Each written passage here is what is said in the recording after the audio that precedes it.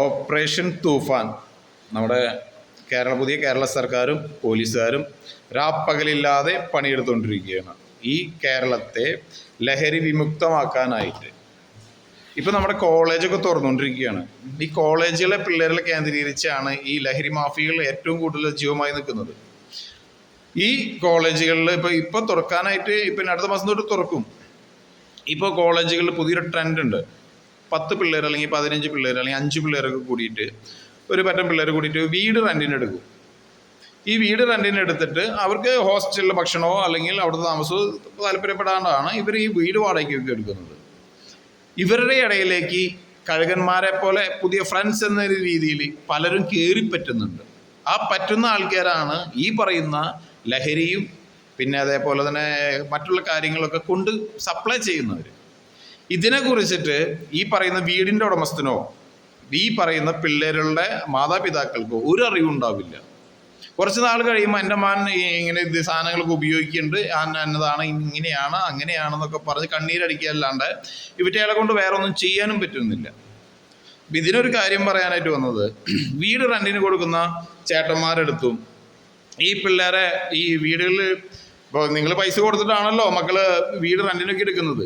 ഈ മാതാപിതാക്കളുടെ അടുത്തും പറയാനുള്ള ഒരേ ഒരു കാര്യമാണ്, വീട് റെൻറ്റിനെടുക്കുന്ന കൊടുക്കുന്ന ചേട്ടന്മാരുടെ അടുത്ത് നിങ്ങൾ ഈ പിള്ളേരുടെ ഫുൾ ഡീറ്റെയിൽ നിങ്ങളുടെ അടുത്തുള്ള പോലീസ് സ്റ്റേഷനിൽ ഇതൊന്ന് അറിയിക്കുക. ഞാൻ ഇത്ര പിള്ളേർക്ക് ഇന്ന കോളേജിൽ പഠിക്കുന്ന ഇത്ര പിള്ളേർക്ക് ഞാൻ വീട് വാടകയ്ക്ക് കൊടുത്തിട്ടുണ്ട്, ഒന്ന് ഇടയ്ക്കെങ്കിലും ഒന്ന് വന്ന് നോക്കുക.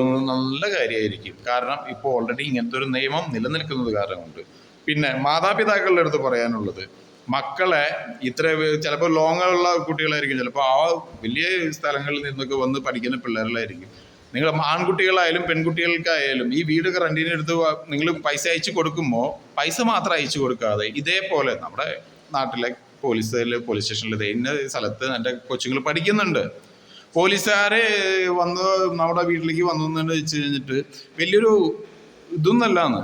പോലീസുകാർ വരുന്നത് നമ്മുടെ മക്കൾക്ക് വേണ്ടിയിട്ടാണ് അവരവിടെ വരുന്നത് എന്നുള്ളൊരു ബോധം, സാമാന്യ ബോധമെങ്കിലും ഒന്ന് വെക്കി. പോലീസുകാർ അവിടെ വന്ന് ഇടയ്ക്കിടയ്ക്ക് വന്ന് അവരെ കാര്യങ്ങൾ വരുന്നത് അന്വേഷിച്ച് പോകുന്നത് കൊണ്ട് നിങ്ങൾക്കൊന്നും നഷ്ടപ്പെടാനില്ല, നേട്ടങ്ങളേ ഉണ്ടാവുള്ളൂ.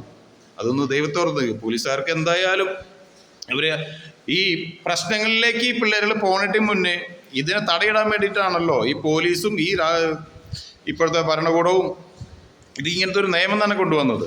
അപ്പോൾ പരമാവധി നിങ്ങൾ ഈ പറയുന്ന ഈ പിള്ളേർക്ക് സ്വാതന്ത്ര്യം, കുറേ എല്ലാത്തിനും സ്വാതന്ത്ര്യം കൊടുക്കുമ്പോൾ ആ സ്വാതന്ത്ര്യത്തിനിടയിലേക്ക് ഇങ്ങനെയും കുറേ കാര്യങ്ങൾ കയറിപ്പോകുന്നുണ്ട് എന്നും കൂടി നിങ്ങളൊന്ന് ചിന്തിക്കുന്നത് നന്നായിരിക്കും. ഏറ്റവും അവസാനം എല്ലാം പറ്റി കഴിഞ്ഞിട്ട് നെഞ്ചത്തടിച്ചിട്ട് ഒരു കാര്യമില്ല. എല്ലാം പറ്റി കഴിഞ്ഞിട്ട് അയ്യോ എനിക്ക് അങ്ങനെ ചെയ്യാമായിരുന്നു, ഞാൻ ഇത് ചെയ്തുകൊണ്ടാണ് ഈ പിള്ളേരിങ്ങനെ നശിച്ചു പോയത്, എനിക്കല്ലെങ്കിൽ ഇങ്ങനെ നോക്കാമായിരുന്നു. അങ്ങനെ പറ്റിക്കഴിഞ്ഞിട്ട് അയ്യോ ആയി പത്തേ എന്ന് പറഞ്ഞിട്ട് യാതൊരു കാര്യമില്ല. പറ്റാതിരിക്കാൻ പരമാവധി നോക്കുക.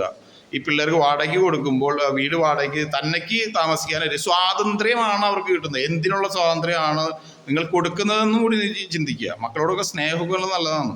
പക്ഷെ ഇപ്പോഴത്തെ കാലത്ത് ഈ പിള്ളേരുകളെ എന്താ പറയുക ടാർഗറ്റ് ചെയ്ത് കുറെ കഴുകന്മാർ നിൽക്കുന്നുണ്ടെന്ന് കണ്ടിട്ടില്ലേ? നമ്മുടെ വീടിൻ്റെ സൈഡിലൊക്കെ ഇപ്പുറത്തെ വീട്ടിൽ അപ്പുറത്തൊക്കെ കുറെ പിള്ളേരുകളൊക്കെ കണ്ണൊക്കെ മഞ്ഞളിച്ച് ഇങ്ങനെയൊക്കെ മോന്തിക്കേറ്റ് നടന്നത് കോഴിക്ക് കയറി കിട്ടിയ പോലെ.